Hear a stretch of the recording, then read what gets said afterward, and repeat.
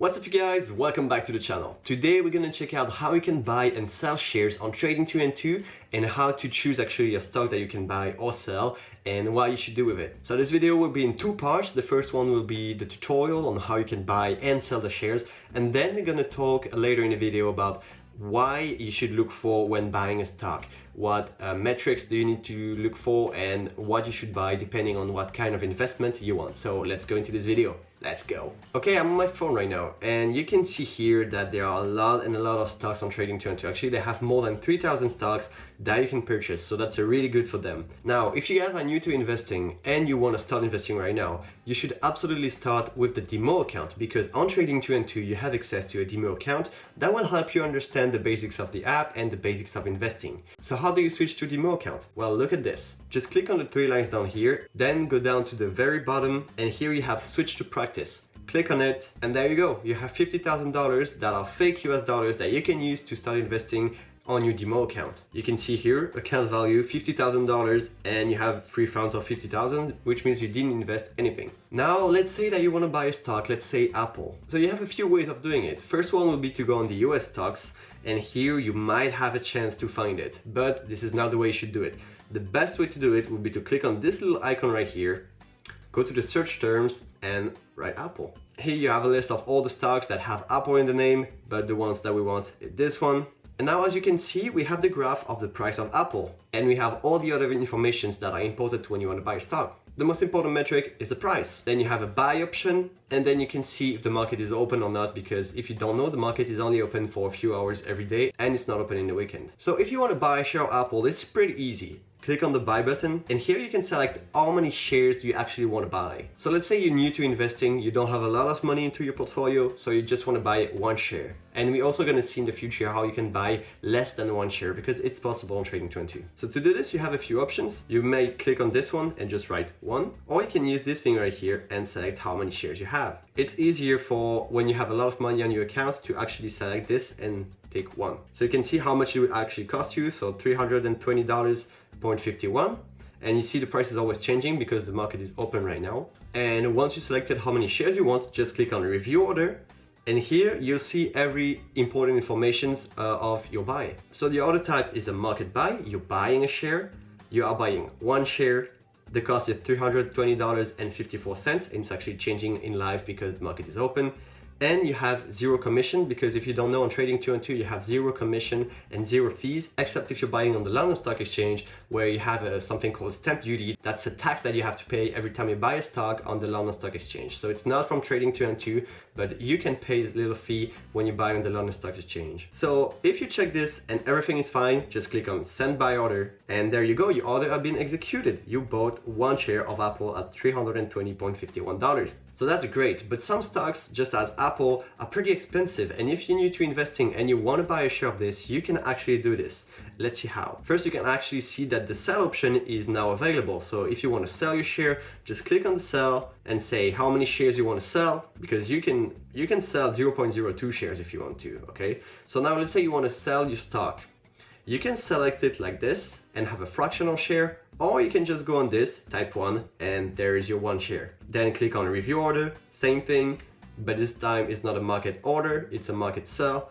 And yeah, the price changed a little bit, no commission still, and you can sell the stock. Simple as that. And there we go, order executed. I sold one share of Apple at $320.44. So when you're on a stock that you want to buy, you can actually go down to the company details. There's a lot of information that you want to look for when you're buying a share, for example, if they pay a dividend or not. But here, if you go to the very bottom, you have instrument details. Click on it, and then on the very bottom again, you can see minimum traded quantity. It means that if you want to buy a share of Apple in this case, you can buy as low as 0.001 share. So that's a really small portion of a share, but you still pay the equivalent price for this amount of shares. Let's go and let me show you how you can do this. So once again, click on the buy button, and when you want to select the number of shares that you want for this company, click on this. And let's say we want 0.001, which is the very minimum you can have when buying a stock of Apple. And you can actually buy this for 32 cents. Let's review the order. Free, number of shares 0.001, and let's go. Simple as that. You just got 0.001 share of Apple. So you don't need to have a lot of money into your portfolio when you buy a share. For example, Amazon is more than $2,000, but you can still buy it with like $2. So there we go. You now know how to buy and sell shares on Trading 212. If you want to have a free share on Trading 212, you can actually use my link in the description down below, where you'll receive a free share of a value up to $100, and I will actually get one too. So if you buy it, I will also get one. So it's a win-win situation. Now, what should you look for when buying a stock? What should be the important metrics of the stock? Well, if you're new at investing and you've never done it before, one thing you can look at is the graph of the price. You can see here on the max graph that the price of Apple is at almost its all-time high. So what does it mean? It means that the company has never been that expensive before. So if you look at a graph like this, the price of the share is more likely to be really, really expensive. So something you should look at when buying a share is the price, is an average price that is maybe lower than the all-time high. So for example, Ford is a great example. So you can see on this graph that Ford Motor is actually at its all-time low pretty much. That doesn't mean that the price is cheap and you should absolutely buy it now. It means that the company is cheaper and cheaper every day. So either the company will increase the earnings and the price of the stock will go back up and then you make more money, or they will still go down and down and down. So in this situation, when the price is really low, you should always watch out for the future. What is going to happen in the future with this company? And you can actually go on something called Yahoo Finance, where you have all the important information and a lot of experts that are talking about what the stock will do in the future. So go check out Yahoo Finance, link in the description. But now let's go back to Apple. Would it be a great buy right now? First, know that Apple is a really strong company. So with the prices going up and up and up every single month and year, the price is likely to go up again. But the higher the price is, the higher the risk is. Because if you buy at 320 and tomorrow it's like 250 because there is a huge drop, just like the coronavirus like this, well, you never know. So what you should look for is a company that's maybe really stable or maybe just got hit by something and that will recover soon. I'm gonna switch to my real account and show you one example of a share that I actually own that's in this situation. So we can see the full picture because Foot Locker is a pretty new company Trading 212, but you can see that before the coronavirus crisis, the price of the share was around $40 and then it dropped down to less than $20.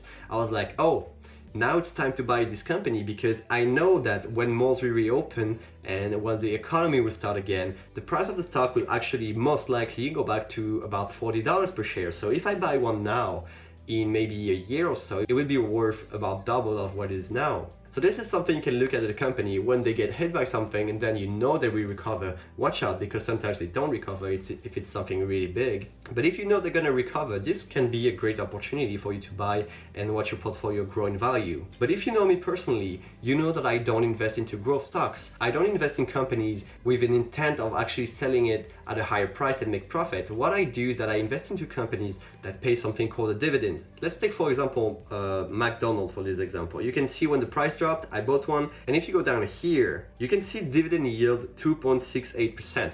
It means that every year McDonald's will pay me actually 2.68% of the money that I put into the stock just to reward me for holding their position. So I only invest into companies that pay a dividend because this is my way of investing. But if you invest into growth companies, you can also see a similar way of approaching this investment by buying the lows and actually watch your money grow. But I don't actually time the market. I buy a share when I think it's great value and when I actually want the dividend payments go back to me. So that's my investment strategy. But if you want to learn more about this, you can go and check out this video right here that I made. That's how to invest for beginners. Actually, I have a full playlist on my channel about my monthly updates of my investment and see how everything grows, how everything got hit by the coronavirus. And if you want to see how I invest as a beginner, go check it out. Subscribe to the channel for more content, and I see you guys soon. Bye bye.